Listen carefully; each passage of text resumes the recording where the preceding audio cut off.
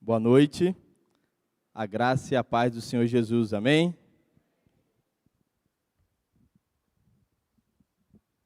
Bom estar com os irmãos aqui novamente, quero de antemão agradecer as orações que fizeram. Fui acometido por essa gripe, provavelmente essa H3N2, terrível. Geralmente gripe nós ficamos aí 2 dias e logo passa, essa durou 1 semana. Ainda estou um pouco rouco ainda, mas graças a Deus estou melhor e agradeço a oração da igreja. Convido os irmãos para abrirem as suas Bíblias no livro de Filipenses, na carta de Paulo aos Filipenses, capítulo 2, do verso 1 ao verso 11. Filipenses, capítulo 2, do verso 1 ao verso 11.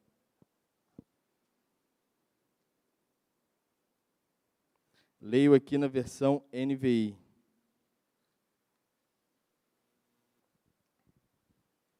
Diz assim a palavra de Deus: se por estarmos em Cristo nós temos alguma motivação, alguma exortação de amor, alguma comunhão no Espírito, alguma profunda afeição e compaixão, dou destaque para o versículo 2, completem a minha alegria tendo o mesmo modo de pensar, o mesmo amor, um só Espírito e uma só atitude. Nada façam por ambição egoísta ou por vaidade, mas humildemente considerem os outros superiores a vocês mesmos. Cada um cuide não somente dos seus interesses, mas também dos interesses dos outros. Seja a atitude de vocês a mesma de Cristo Jesus, que embora sendo Deus, não considerou que o ser igual a Deus era algo a que devia pegar-se, mas esvaziou-se a si mesmo, vindo a ser servo, tornando-se semelhante aos homens. E sendo encontrado em forma humana, humilhou-se a si mesmo e foi obediente até a morte, e morte de cruz.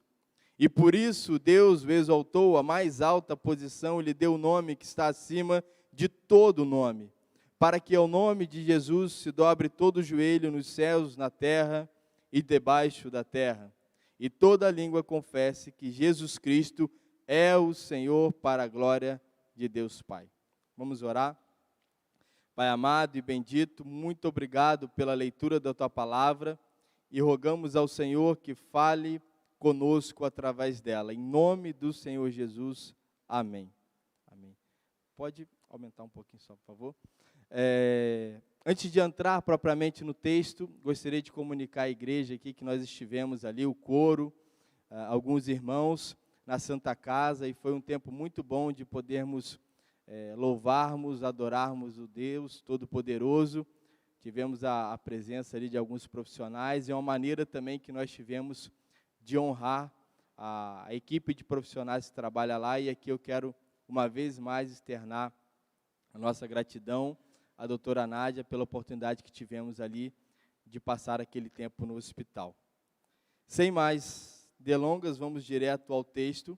Estamos às vésperas de Natal, às vésperas de celebrar o nascimento do nosso Senhor e Salvador, do nosso Senhor Jesus Cristo, onde por muitas vezes passa despercebido, ou por maneira de distração ou proposital, o nascimento do Salvador, onde os nossos pensamentos vão às mais possíveis possibilidades do Natal, mas esquecemos do principal, que é o nosso Senhor Jesus.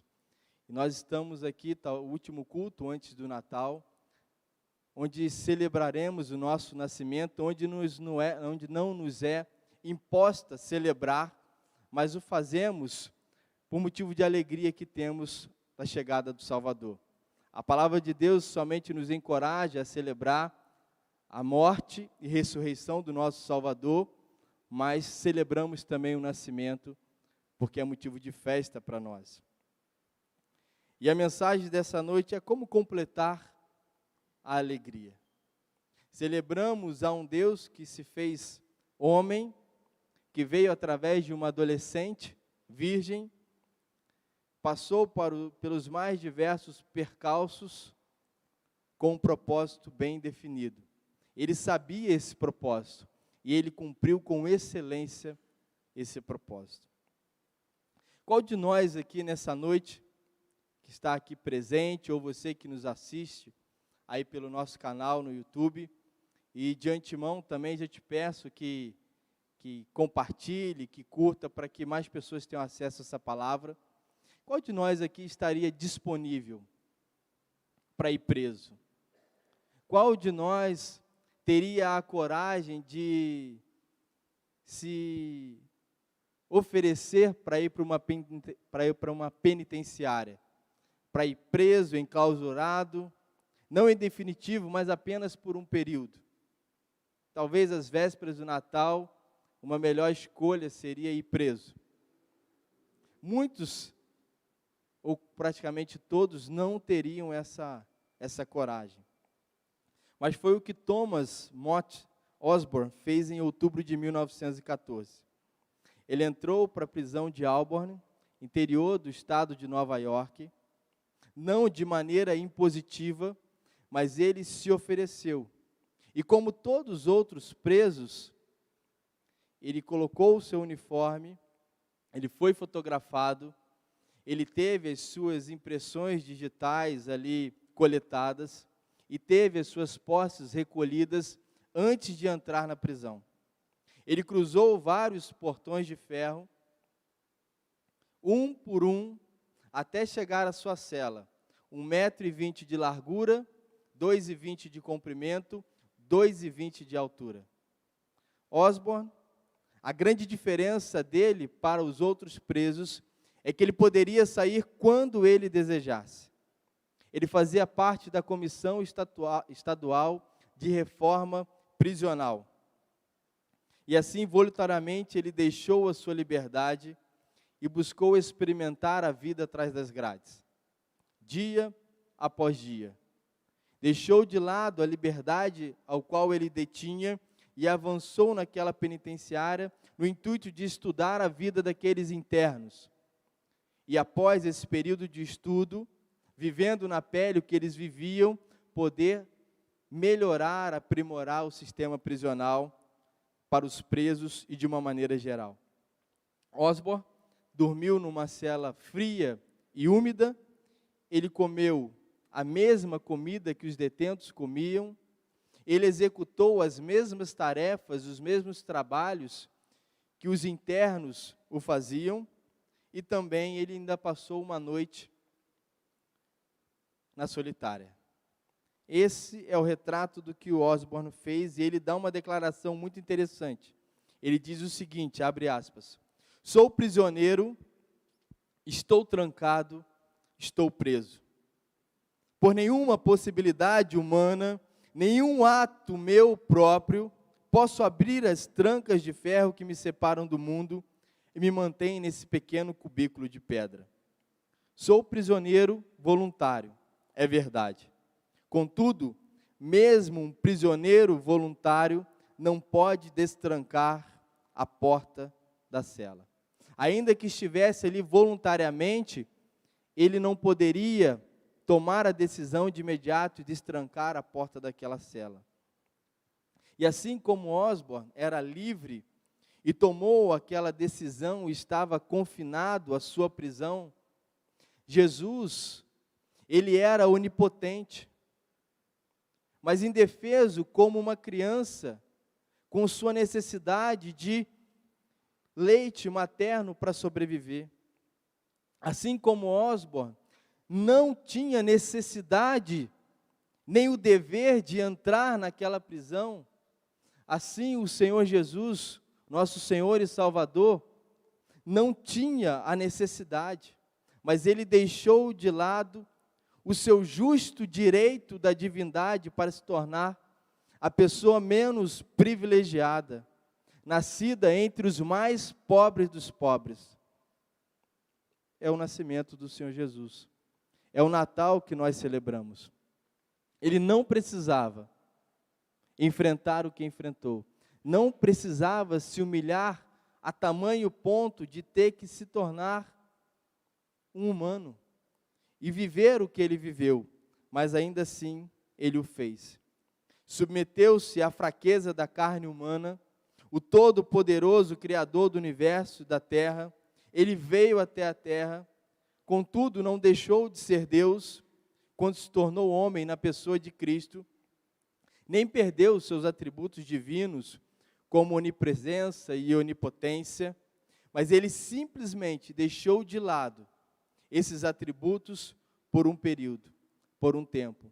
Porque, como diz o texto no verso 7, acompanhe na sua Bíblia, ele esvaziou-se, tornando servo e tornando semelhança de homem. Isso é o Natal. O Natal é Deus encarnando em homem, nascendo, crescendo, vivendo, operando sinais e maravilhas, morrendo, mas ao terceiro dia, ressuscitando, ascendendo aos céus e habita à destra do Pai, esperando o momento certo para aqueles que nele confiam, para aqueles que neles creem e aguardam o seu retorno, tenham a oportunidade de desfrutar da sua presença eternamente. Amém? Isso é o Natal. Ele simplesmente deixou de lado toda a sua grandeza para padecer igual padeceu. Como diz o texto, ele se humilhou. E por que um Deus tão grandioso se submeter a uma humilhação tão grande? Já parou para refletir? Nós celebramos o Natal e muitas vezes passa despercebido. Porque um Deus tão grande, tão poderoso, que sempre pôde fazer todas as coisas, se submeter a uma humilhação sem precedentes, porque Ele nos ama. E esse amor é tão grande que não havia como Ele negar a vontade do Pai. Tem uma afirmação de Max Lucado que diz o seguinte, abre aspas, ele podia segurar o universo na palma de sua mão, mas abdicou mão disso para flutuar no ventre de uma virgem. Ele considerava, de fato, era divino, mas entretanto, ele permitiu que um soldado raso do exército romano furasse as suas mãos. Ele exigiu pureza das pessoas, porém levantou para defender os direitos de uma prostituta arrependida. Ele chamou homens a marchar, todavia não admitiu que aqueles homens o chamassem de rei. Ele enviou homens ao mundo, mas equipou esses homens apenas com joelhos dobrados e lembranças de um carpinteiro ressurreto. Esse é o Jesus ao qual nós servimos, que no primeiro momento parece contraditório, mas na verdade cada palavra, cada ato, cada atitude a qual ele se dedicou, ele fez, ele cumpriu, tem um propósito específico e não há dúvidas e nem contradição, conquanto em algum momento pareça, porque tudo estava destinado e tudo deu certo, porque o plano de Deus é perfeito e Deus não erra os seus planos. Por isso Jesus nasceu e nós celebramos o Natal. Mas nós, talvez por ignorância, talvez por distração, por pequenez dos nossos pensamentos, ou por conta da nossa insensatez, nós não nos damos conta desse ato tão grandioso. Um Deus vir tomar a forma de homem em virtude de um amor tão grande.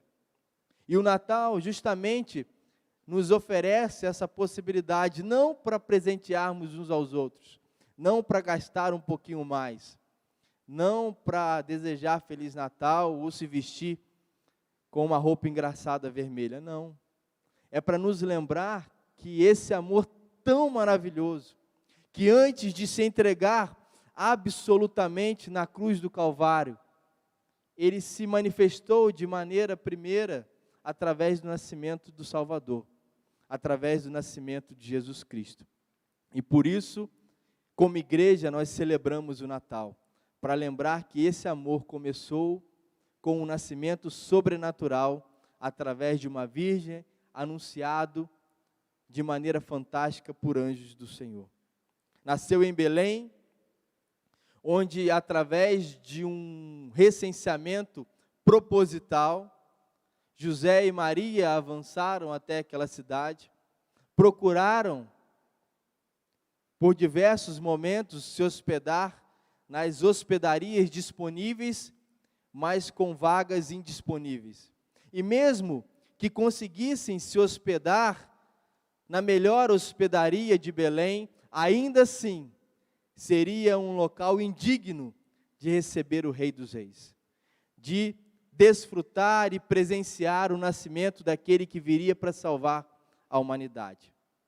As hospedarias daquela época eram sem qualquer requinte, muito pelo contrário, eram mais parecidas com motéis de beira de estrada. E mesmo assim, era o melhor que tinha, e nem o melhor que tinha, Jesus pôde desfrutar. Nasceu em uma estrebaria, e enquanto eu falo, eu desejo que você que me ouve nessa noite aqui, ou pela internet, tente vislumbrar na sua mente, imaginar como se deu aquela saga daqueles dois jovens, José e Maria. José, vendo a sua esposa com aquele barrigão, talvez já sentindo as dores de parto, e vai até uma hospedaria, não encontra lugar. Talvez entre na pior das hospedarias e tenha o seu coração apertado em saber que a sua esposa terá o seu filho, o filho da promessa, naquele lugar tão ausente de luxo. Mas nem aquele lugar ele conseguiu, até que encontra uma estrebaria, e na estrebaria o menino nasce. Local mais deplorável da época, talvez. 100 grandes convidados, José, Maria e talvez os animais da estrebaria. Até que, de maneira incrível, pastores são surpreendidos no meio da noite, de maneira apoteótica, de maneira sobrenatural, de maneira fantástica. Aqueles pastores têm o seu trabalho interrompido, preocupados somente com alguns lobos ou alguns ladrões de ovelhas. Anjos aparecem e proclamam a glória de Deus. E graças a Deus que aqueles pastores não foram covardes diante daquela aparição sobrenatural, mas foram corajosos e ficaram até o final e puderam ouvir a seguinte exclamação: hoje, na cidade de Davi, lhes nasceu o Salvador, que é Cristo o Senhor. Os anjos, os pastores corajosamente ouviram isso, e tão bom que eles não eram medíocres, e não se contentaram, o que já era fantástico ouvir anjos proclamando isso, mas eles não se contentaram somente com os anjos, mas eles foram até o local para ver o Salvador. Assim como também os magos foram até o local para ver o Salvador, seja ali ou em outro local, mas tiveram esse desejo no coração. E tantos de nós, tantas pessoas, têm ido se encontrar com o Salvador. E todos aqueles que vão até o Salvador, aquele que nasceu numa estrebaria, numa manjedoura, cercado não por figuras proeminentes da sociedade, mas por pastores. Tantas pessoas que têm se aproximado do Salvador, que o veem e creem, têm a sua vida transformada. E é nisso que nós celebramos o Natal, o nascimento do Salvador, do Senhor Jesus. Amém? E através do seu exemplo de humilhação, ele nos constrange a ter uma atitude semelhante. Relatei aqui o início da vida de Jesus, um início humilhante, do ponto de vista do que ele era e do que a sociedade poderia ofertar. E quando nós lemos esse texto que diz no verso 7, mas esvaziou-se a si mesmo, vindo a ser servo, tornando-se semelhante a homens, e sendo encontrado em forma humana, humilhou-se a si mesmo, e foi obediente até a morte, e morte de cruz. E esse exemplo de humilhação nos constrange a sermos semelhantes. Porque no verso 5 diz o seguinte: seja a atitude de vocês a mesma de Cristo Jesus. E diante desse espírito natalino, eu gostaria de conclamar a igreja a ter uma atitude semelhante à de Cristo. Atitude que promova a glória do Senhor e que traga significado para esse sacrifício, para essa humilhação, essa entrega numa circunstância de nascimento tão vergonhosa, que para ele não era sinônimo de vergonha, mas quando nós olhamos os fatos, um Deus se submeter a uma circunstância dessa, de fato foi humilhante. E como que eu posso fazer isso? Ser semelhante a Cristo. Acompanhe comigo os versos 1, 2 e 3. Diz assim: se por estarmos em Cristo, nós temos alguma motivação, alguma exortação de amor, alguma comunhão no Espírito, alguma profunda afeição e compaixão, completem a minha alegria. Como completar essa alegria? Tendo o mesmo modo de pensar, tendo o mesmo amor, tendo um só espírito e uma só atitude. Completar a alegria é olhar para o Natal e não fazer essa vinda de Cristo algo vão, ou ignorá-la através da nossa conduta. Mas completar essa alegria e sermos semelhantes ao Senhor Jesus é proclamar através da nossa vida que esse ato de humilhação, ele tem um significado grandioso, de um Deus que ama a sua criação. Isso é o Natal, a vinda do Salvador, que se deu através de um amor tão maravilhoso. E que o Senhor, através da sua palavra, nos provoca a completar essa alegria através de algumas atitudes. E eu quero destacar nesses próximos minutos essas 4 atitudes que nós lemos no verso 2.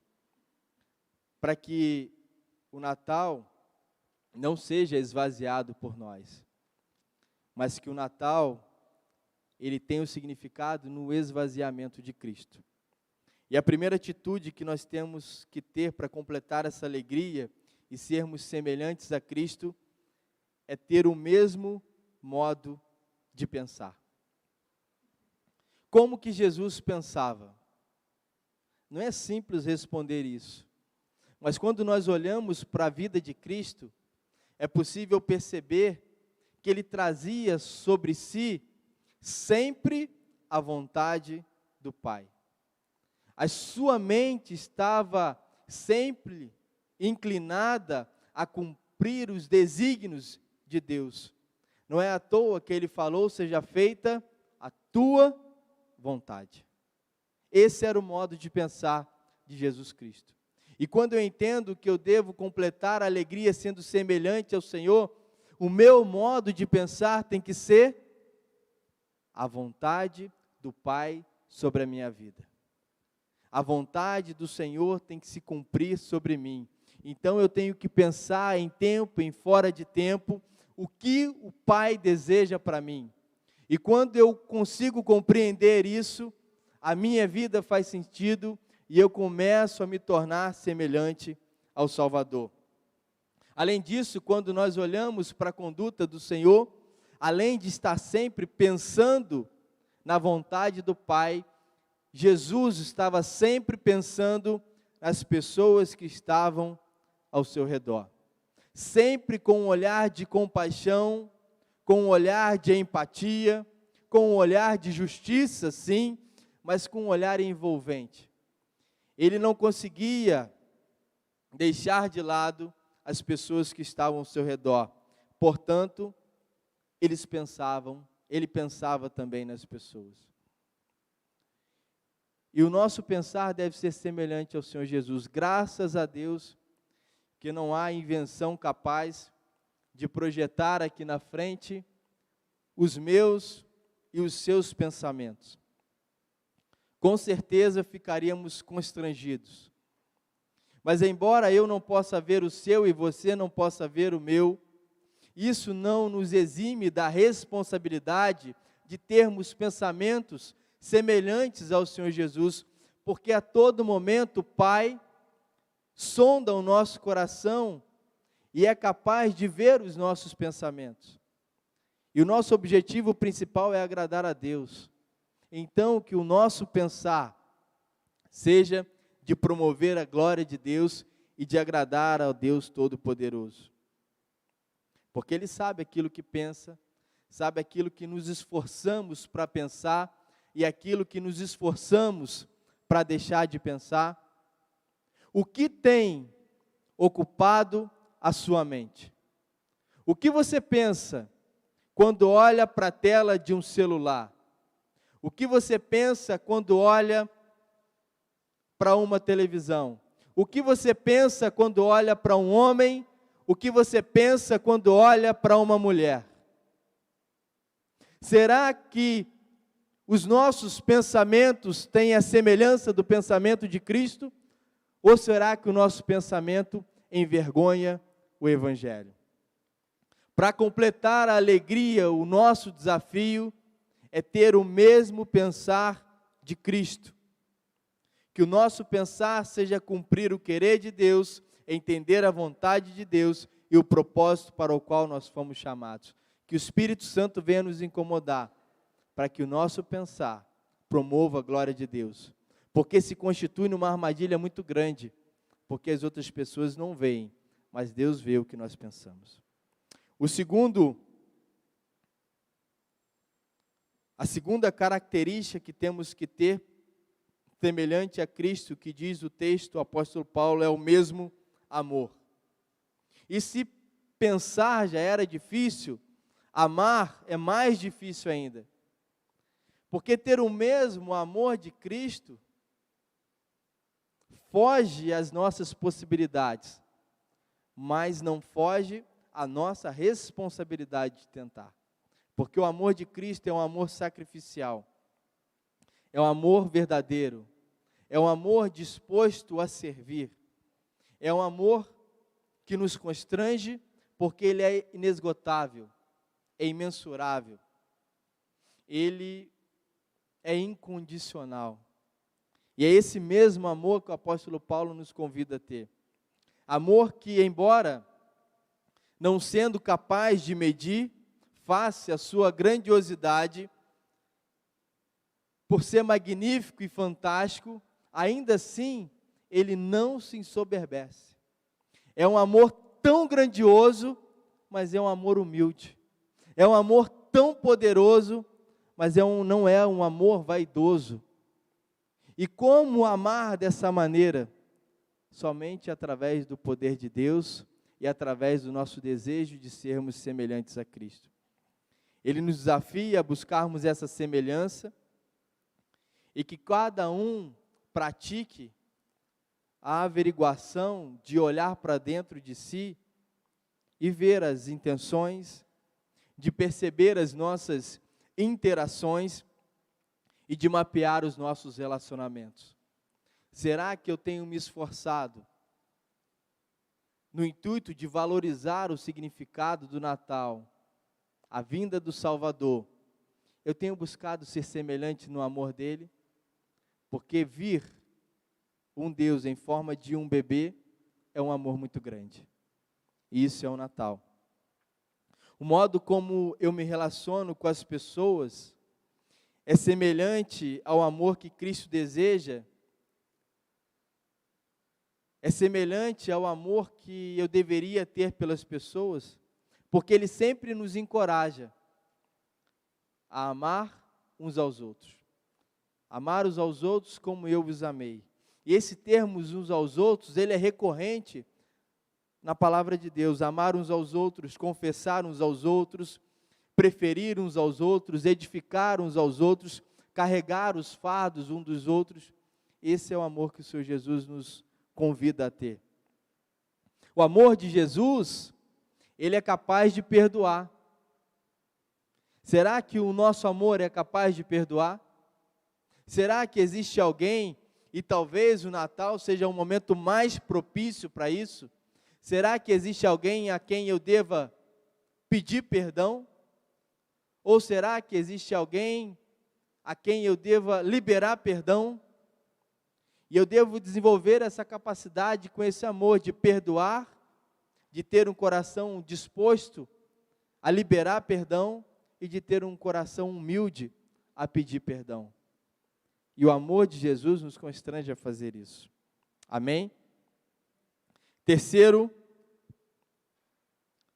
característica, tendo um só Espírito. E o que seria ter um só Espírito? É estar em concordância, é estar em acordo com Deus Todo-Poderoso, com os seus propósitos, com as suas intenções, com as suas ações. Nós demonstramos com clareza de que temos um só Espírito quando nós temos atitudes semelhantes ao do Senhor Jesus. Se eu tenho o mesmo modo de pensar, se eu tenho a tentativa constante de praticar o mesmo amor, eu caminho para ter um só Espírito, porque na minha vida transparece o agir do Espírito Santo. Se eu sou um servo, uma serva que tem como característica o fruto do Espírito, com certeza eu estou inclinado a ter um só Espírito com Deus Todo-Poderoso. Se tudo que eu faço, que a maneira como eu ajo, a maneira como eu penso, demonstra o agir de Deus, provavelmente eu caminho em um só Espírito. Ter um só Espírito é ter o seu coração pulsando junto com o coração de Jesus. Aquele que tem um só Espírito na sua vida, não há animosidade. Aquele que tem um só Espírito não anda em facção. Aquele que tem um só Espírito não caminha em desunião. Muito pelo contrário, ele caminha em unidade, ele caminha em amor, ele caminha em um só pensar, ele caminha em harmonia com a palavra de Deus. Aquele que tem um só Espírito não pode ser um crente individual, separado do Espírito Santo de Deus e separado da igreja de Deus, que são os irmãos na fé. Muito pelo contrário, aquele que anda em um só Espírito, ele anda em harmonia com a palavra de Deus, em harmonia com o Espírito Santo de Deus, em harmonia com o Salvador. Isso é ter um só Espírito. E por último, porém não menos importante, ele nos convida a ter uma só atitude. Algumas versões trazem a compreensão de um mesmo sentimento, outras, uma mesma atitude. O fato é que o que deve nos nortear a todo momento é a semelhança a Cristo. Ter a mesma atitude é ter uma atitude semelhante a Cristo, seja no pensar, seja no amor, seja no caminhar em um só Espírito. É buscar vencer, e aí você sabe a sua e eu sei as minhas. Buscar vencer as nossas limitações, as nossas fraquezas, os nossos pecados, de maneira que o meu falar, o meu agir, ele se materialize como cristão que nós somos, discípulos de Cristo. E o que discípulos de Cristo desejam ser? Semelhantes ao Mestre. E esse é o desafio que nós temos, sermos semelhantes ao Mestre. Uma só atitude.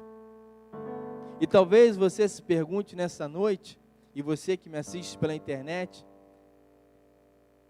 e a seguinte pergunta e reflexão surge na sua mente: será que dentro dessas características, o que o verso 5 me constrange a fazer, eu tenho cumprido com excelência?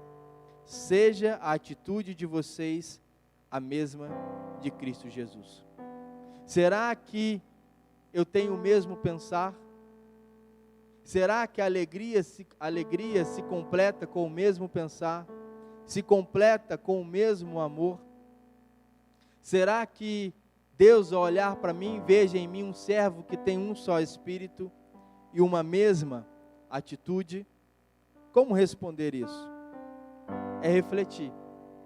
Será que os meus atos me aproximam de Cristo? Será que as minhas atitudes me levam para perto desse Salvador que nasceu numa manjedoura, no qual no dia 25 celebramos o nascimento dele? Essa é a primeira pergunta.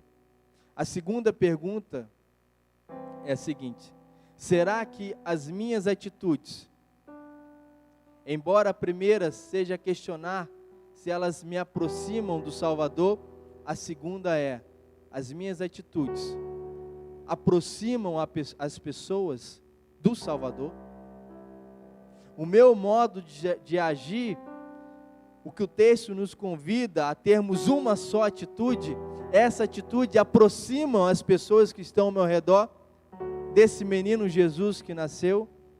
Se sim, provavelmente estamos completando a alegria, trazendo alegria aos irmãos na fé, trazendo alegria à igreja do Senhor, trazendo alegria ao nosso coração, mas trazendo alegria, sobretudo, ao Deus Todo-Poderoso. De maneira que a minha vida resplandeça uma verdade que reverbera na eternidade com a seguinte afirmação: essa humilhação não foi à toa. Esse seu ato de vir nascer numa manjedoura não foi em vão. Não foi lorota, e eu não estou jogando, nem vivendo de maneira vã. Mas a minha vida está firmada na palavra de Deus. E o meu desafio, dia após dia, é completar essa alegria. No pensar, no amor, no espírito e na atitude. Amém? De que maneira? Igual diz o verso 3. Sem egoísmo ou vaidade, mas com humildade. Não faz sentido em nossas vidas arrogância, prepotência, presunção, egocentrismo ou quaisquer sinônimos dessas palavras. Porque o Deus ao qual nós servimos, Ele se humilhou. Ele foi o maior servo de todos. E a minha atitude deve ser semelhante. Por isso, o apóstolo Paulo nos convida a deixar de lado o egoísmo ou vaidade, mas agir com humildade. Porque ele humilhou-se a si mesmo e foi obediente até a morte e morte de cruz. E eu quero encerrar aqui com o desafio de refletirmos. Fim de ano é tempo, sim, de se consertar com Deus, de se consertar com as pessoas, é tempo de se consertar com a vida, é tempo de relembrar o significado do Natal e trazer esse sentimento para o nosso coração, que muitas vezes está calejado, desanimado, desacreditado. Mas permita que essa chama volte a arder no seu peito, volte a arder no seu coração, e que o menino Jesus que nasceu, que nos deu, e que morreu, e que ressuscitou, e que está vivo, ocupe lugar de destaque no seu coração, ocupe lugar de destaque na sua mente. Não perca essa possibilidade. E com essa perspectiva do Salvador, de humildade, de simplicidade, se conserte com quem você tem que se consertar. Permita que as pessoas se consertem com você, porque quem não erra todo mundo erra, ninguém é perfeito. E é a oportunidade de colocar na prática esse amor que nós devemos imitar. Humildade de pedir perdão e liberalidade para liberar perdão. Dando a oportunidade de construir algo novo na sua vida. No 2022, começando por 2021, construir algo novo. De que maneira? Semelhantes ao Senhor Jesus. Amém? Que cada um de nós possamos nos esmerar, nos dedicar a sermos semelhantes a esse Salvador. Gostaria de orar. Você que está na sua casa, você que está aqui, abaixe sua cabeça. Aproveite esse momento para você refletir em que ponto você precisa se dedicar mais na semelhança a Cristo.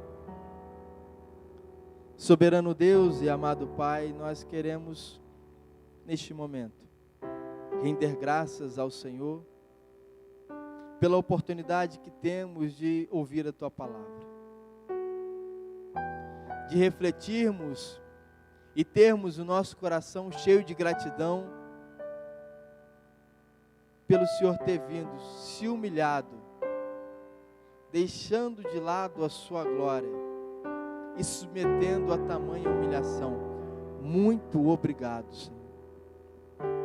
Que o nosso coração seja cheio dessa experiência, a nossa mente seja tomada pelo significado do Natal, e que isso se constitua em atitudes práticas na nossa vida com o próximo e no nosso relacionamento com o Senhor, Pai. Nós te agradecemos e pedimos o agir do Senhor sobre nós nesta noite, no restante desse ano e no ano por vir, e enquanto nós tivermos fôlego de vida, que busquemos e possamos conseguir a semelhança ao Senhor, e que a alegria se cumpra para a glória do Teu santo nome. Nós oramos agradecidos no nome do Senhor Jesus. Amém. Nós vamos nesse momento nos despedir das pessoas que nos assistem pela internet. Aproveite esse tempo para você ter um tempo com Deus também e colocar diante dele as suas necessidades, mas também a sua gratidão. E antes de impetrar a bênção, nós teremos um tempo aqui. Se você desejar e puder, se ajoelhe nesse momento. Tenha um momento íntimo com Deus.